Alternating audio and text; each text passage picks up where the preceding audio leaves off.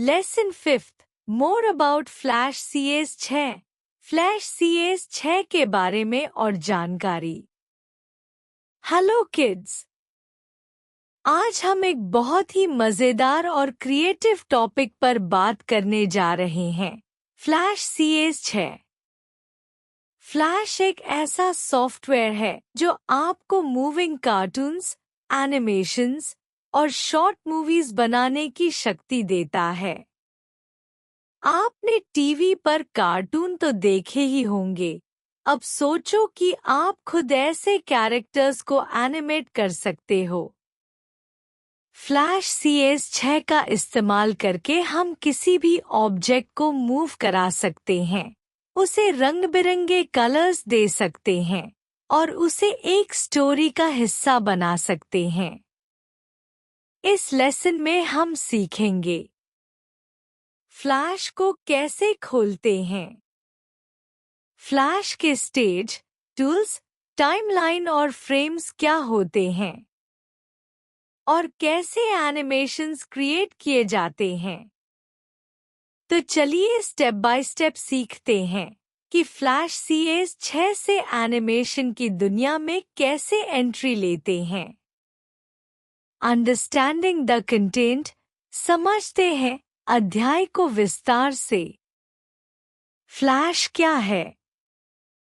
Flash एक animation software package है जिसकी मदद से आप किसी भी ऑब्जेक्ट को एनिमेट कर सकते हैं। इसका इस्तेमाल करके बनाई गई मूवीज को किसी भी ब्राउज़र में चलाया जा सकता है। How to open flash, flash को खोलने का तरीका। फर्स्ट स्टार्ट बटन पर क्लिक करें। Second all programs, flash CS 3 professional. Third फिर होम स्क्रीन दिखाई देगी। फोर्थ फ्लैश फाइल जैसे सेक्शन स्क्रिप्ट 3.0 पर क्लिक करें। फिफ्थ फिर क्रिएट न्यू सेक्शन में जाकर फ्लैश डॉक्यूमेंट ओपन करें।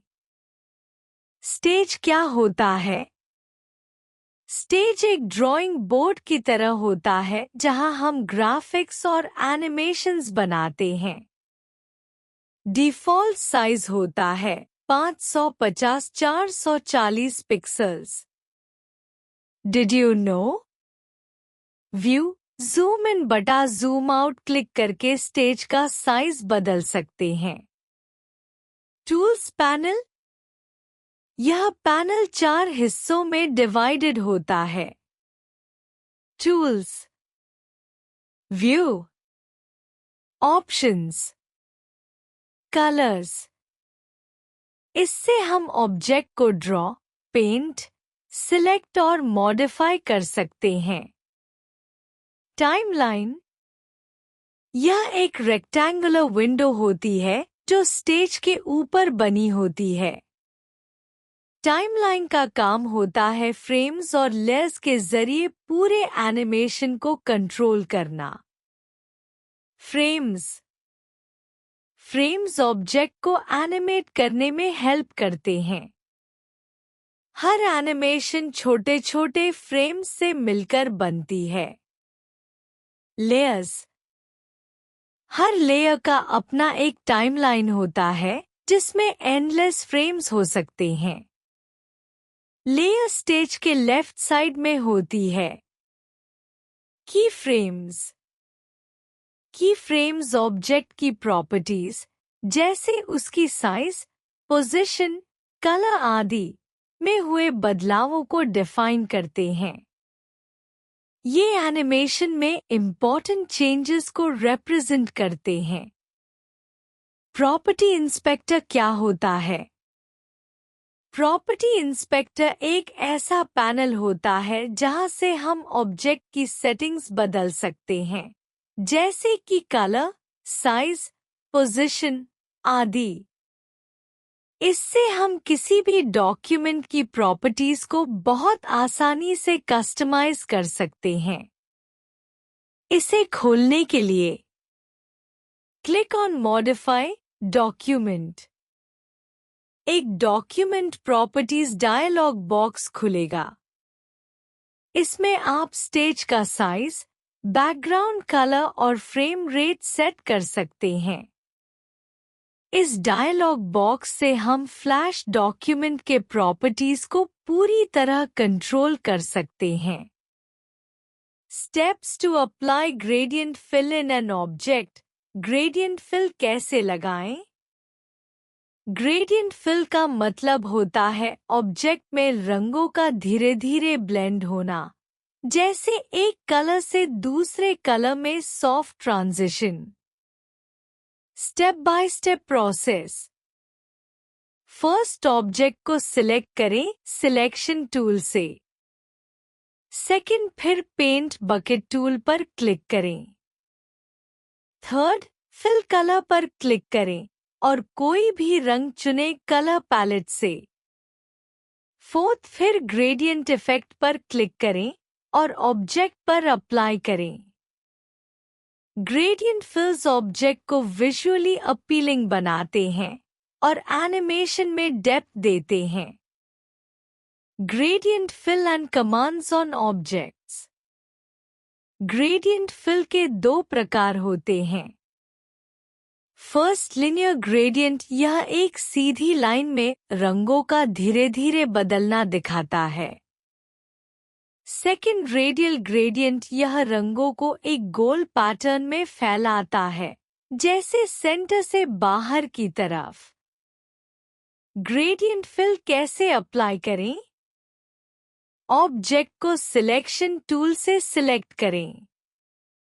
विंडो मेन्यू में जाकर कलर पर क्लिक करें। यह कलर मिक्सर पैनल खोलता है।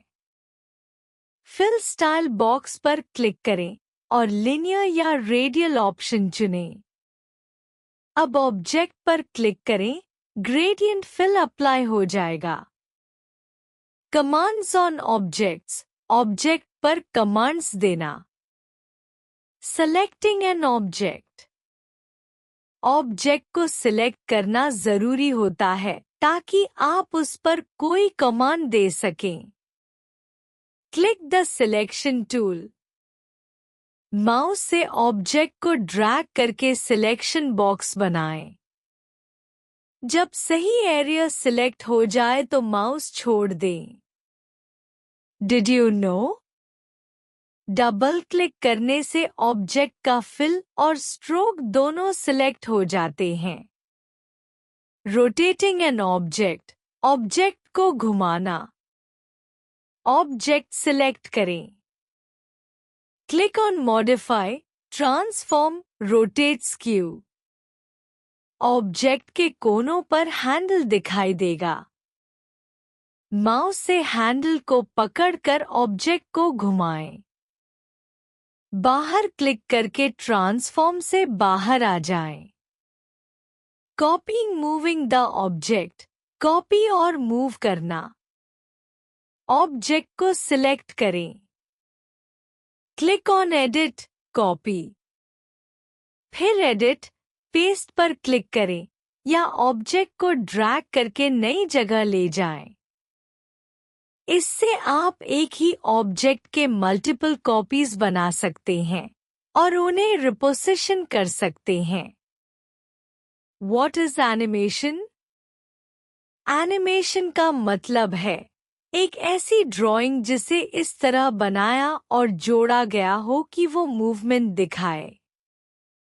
यह इल्यूजन, भ्रम क्रिएट करता है जैसे ऑब्जेक्ट चल रहा हो। फ्लैश में एनिमेशन फ्रेम बाय फ्रेम या ट्वीन के जरिए किया जा सकता है। Creating a motion tween animation. Motion tween animation banana. Motion twinning तब यूज किया जाता है जब हमें किसी ऑब्जेक्ट को एक पोजीशन से दूसरी पोजीशन पर स्मूथली मूव कराना हो। स्टार्ट और एंड वाले फ्रेम्स, जिसे की फ्रेम्स कहते हैं, ही डिफाइन किए जाते हैं। बीच का मूवमेंट फ्लैश खुद बना देता है। Steps to create motion tween. Step first, कोई शेप ड्रॉ करो। जैसे कि रेक्टेंगल। स्टेप सेकंड, टाइमलाइन में उस फ्रेम पर राइट क्लिक करो जहां ऑब्जेक्ट को पहुंचाना है, फिर क्लिक करो इंसर्ट की frame. Step third, first frame पर क्लिक करो, प्रॉपर्टी इंस्पेक्टर में जाओ, ट्वीन के ड्रॉप डाउन से मोशन चुनो। अब टाइमलाइन पैनल में एक एरो दिखाई देगा जो बताता है कि एनिमेशन शुरू कहां से हो रहा है और खत्म कहां। यह एरो ही बताता है कि ऑब्जेक्ट मूव करेगा between these two frames. Step fourth, motion tween का आखिरी स्टेप। इंसर्ट किया गया की फ्रेम सिलेक्ट करें। अब ऑब्जेक्ट जैसे फुटबॉल को माउस से ड्रैग करके स्क्रीन पर अपनी डिजायर्ड पोजीशन तक ले जाएं। एनिमेशन को देखने के लिए कंट्रोल मेन्यू टेस्ट मूवी पर क्लिक करें। फुटबॉल को आप लेफ्ट से राइट मूव करते देखेंगे। Creating a shape tween animation, shape tween animation banana. Shape tween का मतलब है कि एक ऑब्जेक्ट अपने शेप को धीरे धीरे बदलकर किसी दूसरी शेप में बदलता है। Steps to create shape tween. Step first, frame 1 पर क्लिक करें और कोई ऑब्जेक्ट ड्रॉ करें, जैसे स्क्वायर। स्टेप सेकंड, अब लास्ट फ्रेम जैसे 40 सिलेक्ट करें और F6 दबाकर नया की फ्रेम इंसर्ट करें। स्टेप थर्ड, अब लास्ट फ्रेम में कोई दूसरा ऑब्जेक्ट ड्रॉ करें, जैसे सर्कल। स्टेप फोर्थ, बीच के किसी भी फ्रेम को सिलेक्ट करें, प्रॉपर्टी इंस्पेक्टर में जाएं, ट्वीन के ड्रॉप डाउन में से शेप चुनें। अब आप देखेंगे कि लेयर में एनिमेशन दिखाई देगा, स्क्वायर से सर्कल में बदलता हुआ। प्ले करने के लिए फ्रेम 1 सिलेक्ट करें, फिर control play. Commands on layers. First, selecting a layer. Layer को एक्टिव बनाने के लिए या तो उसे टाइमलाइन में सिलेक्ट करें या स्टेज पर उस लेयर के किसी ऑब्जेक्ट को सिलेक्ट करें। सेकंड, रीनेमिंग लेयर, लेयर का नाम बदलना। उस लेयर पर क्लिक करें जिसका नाम बदलना है। उस पर राइट क्लिक करें और कॉन्टेक्स्ट मेन्यू से प्रॉपर्टीज चुनें। अब नया नाम टाइप करें और एंटर दबाएं। पॉइंट, लेयर का नाम मीनिंगफुल रखना चाहिए ताकि अलग अलग लेयर को पहचानना आसान हो। थर्ड, एडिंग अ लेयर, नई लेयर जोड़ना।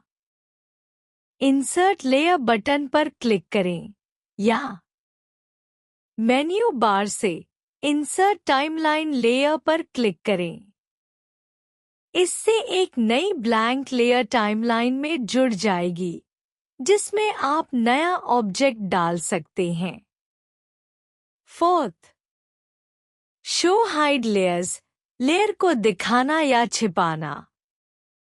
लेयर के ऊपर दिए गए आइकन पर क्लिक करें। इससे उस लेयर के आगे एक रेड क्रॉस दिखाई देगा, यानी वो लेयर हिडन है।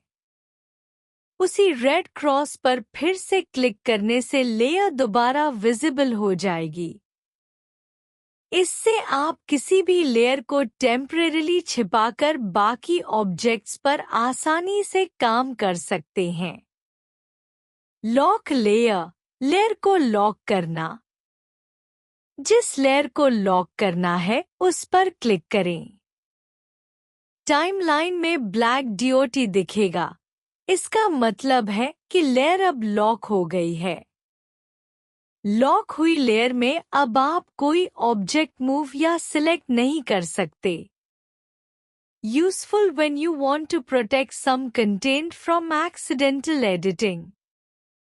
मास्क और मार्क लेयर, मास्क या मार्क लेयर। मास्क या मार्क लेयर का उपयोग स्पॉटलाइट इफेक्ट देने के लिए होता है। यह एक तरह का छेद, होल जैसा काम करता है, जिससे हम सिर्फ उसी भाग को देख पाते हैं जो लेयर के अंदर है। यह टेक्निक खासकर तब काम आती है जब हमें किसी एक खास हिस्से पर ध्यान केंद्रित करना हो। पॉइंट्स टू रिमेंबर, याद रखने योग्य मुख्य बिंदु। फ्लैश एक पावरफुल एनिमेशन सॉफ्टवेयर है। टाइमलाइन में छोटे छोटे रेक्टेंगल बॉक्सेस को फ्रेम्स कहते हैं। टाइमलाइन के दो मेन पार्ट्स होते हैं, लेयर्स और फ्रेम्स। स्टेज एक ड्राइंग बोर्ड की तरह होता है, जहां हम ऑब्जेक्ट को ड्रॉ और एनिमेट करते हैं। हम किसी भी ऑब्जेक्ट को ट्विन एनिमेशन के जरिए एनिमेट कर सकते हैं। लेयर्स में ही ऑब्जेक्ट्स होते हैं, और जिस लेयर पर हम काम करते हैं वो हाइलाइटेड, एक्टिव दिखती है।